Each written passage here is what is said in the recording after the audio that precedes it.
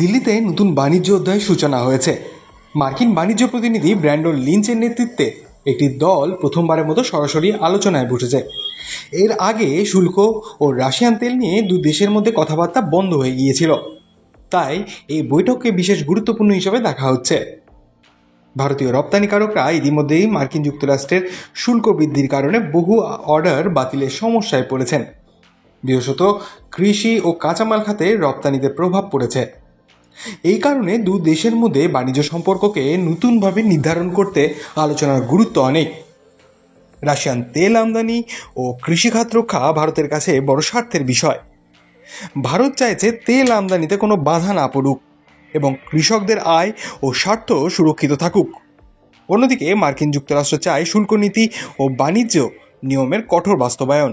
এই দ্বন্দ্বকে কেন্দ্র করে বৈঠকটি শুরু হয়েছে।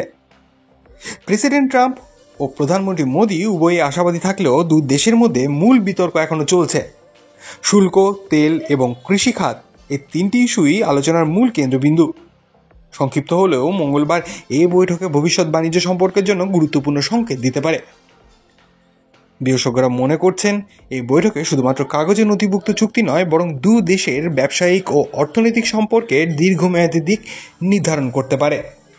আন্তর্জাতিক বাজার এই আলোচনার দিকে নজর রাখছে, কারণ মার্কিন যুক্তরাষ্ট্র ভারত বাণিজ্য সম্প্রসারণ বা শুল্ক নীতি পরিবর্তনের প্রভাব বিশ্বের অন্যান্য অর্থনীতির উপরও পড়তে পারে। অতএব দিল্লিতে মার্কিন বাণিজ্য দলের আগমন শুধু একটি বাণিজ্যিক বা প্রাতিষ্ঠানিক বৈঠক নয়, বরং দু দেশের বাণিজ্যিক সম্পর্ক এবং আন্তর্জাতিক বাজারে তাদের অবস্থানকে প্রভাবিত করার একটি গুরুত্বপূর্ণ পদক্ষেপও।